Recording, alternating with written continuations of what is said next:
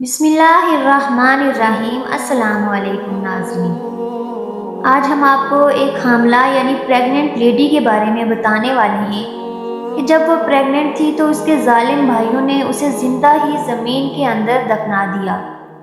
تو دوستو، اس کے بھائیوں نے اسے زمین کے اندر کیوں دفنا دیا اور اس پریگننٹ لڑکی کے ساتھ کیا ہوا، آگے ہم آپ کو اس ویڈیو میں بتائیں گے، اسی لیے آپ اس ویڈیو کو آخر تک ضرور دیکھیے گا۔ تو چلیے شروع کرتے ہیں۔ دوستو، اس واقعے میں بتائے گئے کچھ نام تو بدلے ہوئے ہو سکتے ہیں۔ یہ ہے واقعہ مزمل نام کے ایک شخص کا۔ مزمل کہتا ہے کہ آج سے 4 سال پہلے کی بات ہے کہ میرا تعلق ایک ایسے گروہ سے تھا جو کہ چوری کیا کرتے تھے۔ چوری کرنے کے بعد ہم الگ الگ ہو کر کہیں چھپ جاتے تھے تاکہ پولیس ہمیں نہ پکڑ سکے۔ ایک مرتبہ رات میں کسی بینک کو لوٹنے کے بعد میں اور میرے ساتھی فوراً فرار ہو گئے۔ میرے ساتھی تو فرار ہو چکے تھے، لیکن میں پولیس کی نظروں میں آ چکا تھا اور پولیس میرے پیچھے پڑ گئی تھی۔ میں تیزی سے بھاگتا رہا، الگ الگ راستے بدلتا رہا اور آخر کار پولیس کی نظروں سے چھوٹنے میں کامیاب ہو گیا۔ پھر میں ایک بس میں بیٹھ گیا اور کہیں دور جا کر اتر گیا۔ جہاں میں اترا تھا اس جگہ کے بارے میں مجھے کچھ پتہ نہیں تھا۔ مجھے تو بس ایک ہی فکر تھی کہ کہیں پولیس مجھے پکڑ نہ لے۔ میں جس جگہ اترا تھا وہ بالکل سنسان علاقہ تھا، دور دور تک کوئی نہیں آ رہا تھا۔ سامنے قبرستان تھا تو میں چلتے چلتے قبرستان تک پہنچ گیا۔ 14ویں کا چاند اپنے عروج پر تھا، جس کی وجہ سے سب کچھ صاف صاف دکھائی دے رہا تھا۔ میں نے سوچا کہ آج رات قبرستان میں ہی گزار لیتا ہوں، صبح ہوتے ہی یہاں سے نکل جاؤں گا۔ مزمل کہتا ہے کہ میں بہت سخت جان اور مضبوط دل کا مالک تھا۔ کبھی بھی میری ایسی حالت نہیں ہوئی تھی جیسی میری حالت اس رات تھی۔ اس رات میں نے فیصلہ کر لیا کہ میں آئندہ سے کوئی ایسا کام نہیں کروں گا جہاں پر جان کے لالے پڑ جائیں۔ میں برا نہیں تھا، بس برے دوستوں میں پھنس گیا۔ میں قبرستان میں ایک قبر کے سامنے لیٹ گیا۔ میرے پاس ایک چادر تھی جو کافی موٹی تھی۔ چادر اپنے اوپر تان کر میں سونے ہی والا تھا کہ مجھے ایک آواز سنائی دی۔ یہ کسی لڑکی کی آواز تھی جو کہہ رہی تھی کہ بھائی مجھے مت مارو، میں نے کچھ نہیں کیا، مجھے مت مارو، میں گناہگار نہیں ہوں۔ یہ آواز سن کر تو جیسے میری روح ہی کانپ گئی۔ میں نے چادر اپنے سر سے ہٹائی اور دیکھنے لگا کہ کیا ماجرا ہے۔ جب میں نے دیکھا تو میرے سامنے تقریباً 4 سے 5 لڑکے تھے جو ایک لڑکی کو گھسیٹ کر قبرستان لے کر آ رہے تھے۔ ان میں سے ایک لڑکا بولا، تجھے ذرا بھی شرم نہیں آئی؟ ہم بھائیوں کی عزت خاک میں ملاتے ہوئے ہم تو سمجھ رہے تھے کہ تم خالہ کے گھر ہو، لیکن اب پتہ چلا کہ تم تو حرام کا ناجائز بچہ اپنے پیٹ میں لیے وہاں رہ رہی تھی۔ ایک لڑکے نے لڑکی کو پکڑا ہوا تھا اور باقی 4 لڑکے قبر کھودنے میں مشغول ہو گئے۔ قبر کھودنے کے بعد انہوں نے لڑکی کو زندہ قبر میں پھینک دیا اور مٹی ڈالنے لگے۔ یہ منظر دیکھ کر تو میرے ہوش ہی اڑ گئے۔ میں حیران رہ گیا کہ ان میں سے ایک لڑکا بولا، جلدی کرو کوئی دیکھ لے گا۔ انہوں نے جلدی جلدی لڑکی کو دفن کیا اور وہاں سے چلے گئے۔ لڑکی کو قبر میں زندہ دفن کرنے کے بعد وہ سب وہاں سے بھاگ گئے تھے۔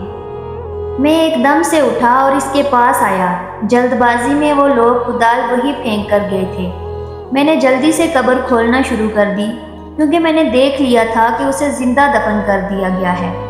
میری پوری کوشش تھی کہ میں اس لڑکی کو زندہ نکال سکوں۔ جب اس لڑکی کی آواز قبر کے اندر سے مجھے سنائی دی تو مجھے حوصلہ ہوا کہ ابھی زندہ ہے۔ میں اپنی پوری طاقت لگا رہا تھا کہ جلدی سے قبر کھول سکوں۔ میں کوئی نیک انسان نہیں تھا، ایک عام آدمی تھا، لیکن میری جگہ کوئی بھی ہوتا تو زندہ دفن ہونے والی لڑکی کو نکالنے کی کوشش ضرور کرتا۔ میرے خیال سے کوئی بھی اتنا بے ضمیر نہیں ہو سکتا جتنا اس لڑکی کے بھائی تھے۔ کسی کو زندہ دفن کرنا کہاں کی انسانیت ہے۔ میں قبر کھول رہا تھا اور میں نے قبر میں ایک سوراخ کر دیا تاکہ لڑکی تک آکسیجن پہنچ سکے، لیکن اچانک ہی اس لڑکی کی چیخیں بلند ہوئی تو میری جان نکل گئی۔ مجھے لگا کہ وہ مر گئی ہے۔ میں نے اس کی آواز سننے کی کوشش کی تو میرا پورا جسم کانپ رہا تھا۔ کافی دیر تک کوئی آواز نہیں آئی تو مجھے مایوسی سی ہونے لگی، لیکن میری حیرت کی انتہا نہ رہی جب اچانک کی قبر سے ایک بچے کے رونے کی آواز آئی۔ میں پریشان ہو گیا کہ بچے کی آواز کہاں سے آ رہی ہے اور کیسے آ رہی ہے۔ قبر کے اندر تو لڑکی تھی، تو پھر یہ بچہ کہاں سے آ گیا؟ میں ڈرنے والوں میں سے نہیں تھا، لیکن میں اس وقت بہت ڈر گیا تھا۔ اب مجھے لڑکی کے کراہنے کی آواز بھی سنائی دے رہی تھی، یعنی لڑکی زندہ تھی۔ میں خوفزدہ تو بہت تھا، لیکن جو بھی تھا، مجھے قبر کھودنی تھی اور اس لڑکی کو باہر نکالنا تھا۔ میں نے ایک بار پھر سے اپنے اندر ہمت جمع کی، لیکن جیسے ہی قبر مکمل طور پر کھلی تو مجھے ایسا لگا جیسے میرے پیروں تلے زمین سرک گئی، کیونکہ قبر میں ایک پیدا ہوا بچہ پڑا تھا اور وہ لڑکی نڈھال تھی اور کمرے میں پڑی تھی۔ مجھے ایسا سمجھنے میں ایک لمحہ بھی نہیں لگا کہ وہ لڑکی حمل سے تھی اور اس نے قبر میں ایک بچے کو جنم دیا تھا۔ میں نے ہمت کر کے اس لڑکی کو اور اس کے بچے کو قبر سے نکالا۔ میری جو چادر تھی اس سے میں نے اس لڑکی کا جسم ڈھک دیا۔ لڑکی کی حالت غیر تھی اور وہ تکلیف میں تھی، اور وہ بچہ مسلسل روئے جا رہا تھا۔ میری سمجھ میں کچھ نہیں آ رہا تھا کہ میں کیا کروں کہ اچانک ہائی وے پر مجھے ایک وین آتی ہوئی دکھائی دی۔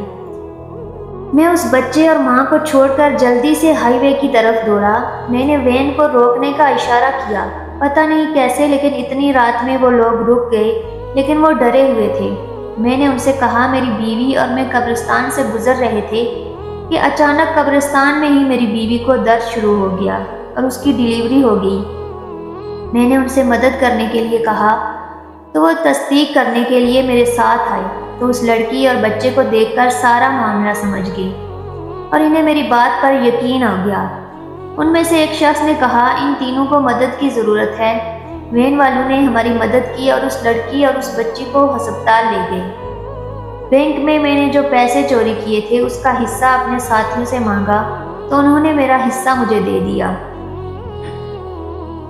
میں لڑکی کو اس جگہ لے گیا جہاں میں خفیہ طور پر رہا کرتا تھا۔ جب اس لڑکی کی حالت سنبھل گئی تو میں نے اسے سارا معاملہ پوچھا۔ اس نے اپنی کہانی بتانا شروع کی۔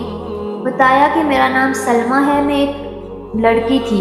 ایک دن اچانک کالج سے واپس آتے ہوئے ایک لڑکا میرے پیچھے لگ گیا اور اس نے مجھے ایک خط دیا جس میں لکھا تھا کہ وہ مجھ سے محبت کرتا ہے۔ اس کا نمبر بھی نیچے لکھا تھا۔ پہلے تو میں نے اسے انکار کر دیا، لیکن پتہ نہیں کیا شیطان نے مجھے شاید ورگلا دیا تھا، اور اس کمزور لمحے کی ضد میں آ کر میں نے اس کے موبائل نمبر پر کال کی اور یوں ہمارا رابطہ ہو گیا۔ پھر بات ملاقات تک پہنچ گئی۔ میرے 4 بھائی تھے۔ جب وہ کام سے باہر جاتے تھے تو میں اسے گھر بلا لیا کرتی تھی۔ گھر پر کوئی نہیں ہوتا تھا۔ شیطان کے بہکاوے میں آ کر ہم نے وہ گناہ بھی کر دیے جو ہمیں نہیں کرنے چاہیے تھے اور جس کی سزا میں بھگت رہی ہوں۔ جب اس لڑکے کا ناجائز میرے پیٹ میں پلنے لگا تو میں نے اس بات کا ذکر اپنی خالہ سے کیا۔ میری خالہ نے مجھے بہت باتیں سنائی، لیکن انہیں اپنی عزت بچانی تھی، اس لیے وہ مجھے ڈاکٹر کے پاس لے گئی، لیکن پانی سر سے اوپر گزر چکا تھا۔ ڈاکٹر نے کہا اب حمل ضائع نہیں ہو سکتا ورنہ لڑکی کی موت ہو جائے گی۔ میں نے اس لڑکے سے رابطہ کیا اور کہا کہ اپنا رشتہ میرے گھر بھیج دو۔ آگے سے اس نے کہا کہ یہ بچہ نہ جانے کس کا ہے اور میں اس پر الزام لگا رہی ہوں اور مجھ جیسی بد کردار لڑکی سے وہ شادی نہیں کرے گا۔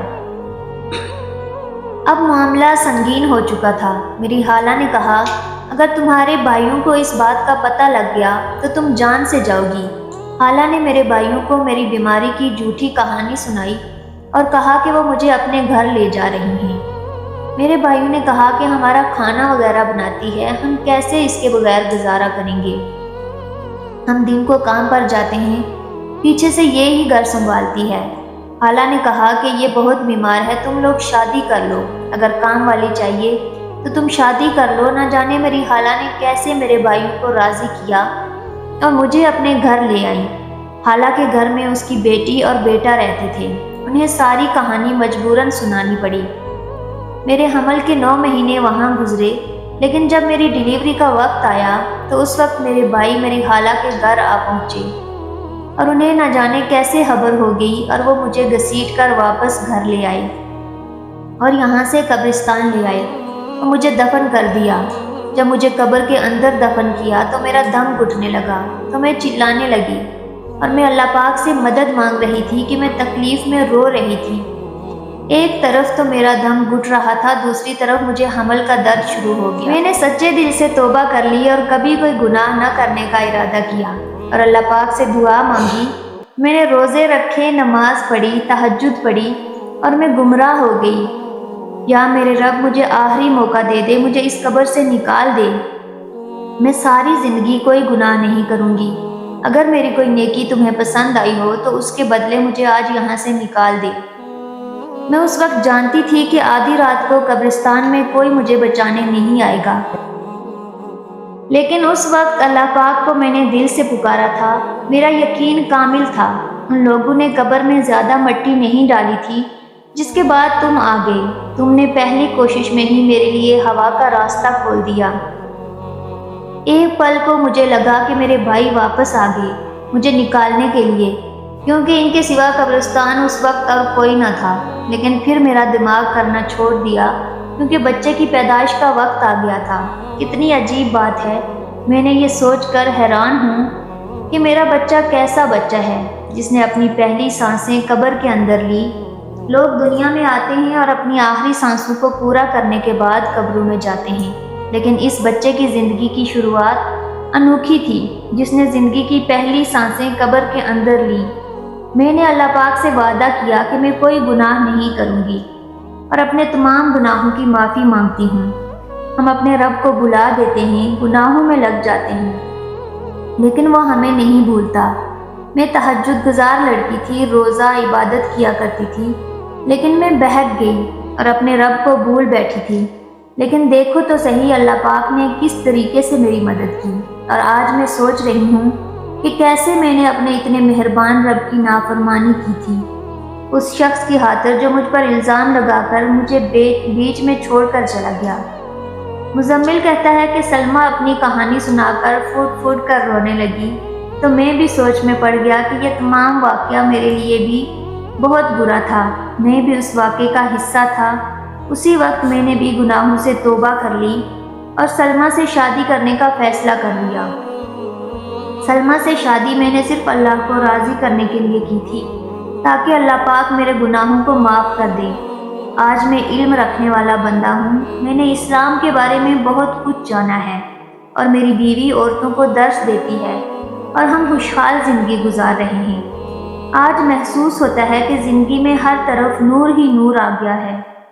دوستو، آج کے لیے بس اتنا ہی۔ امید ہے آپ کو آج کا واقعہ پسند آیا ہوگا۔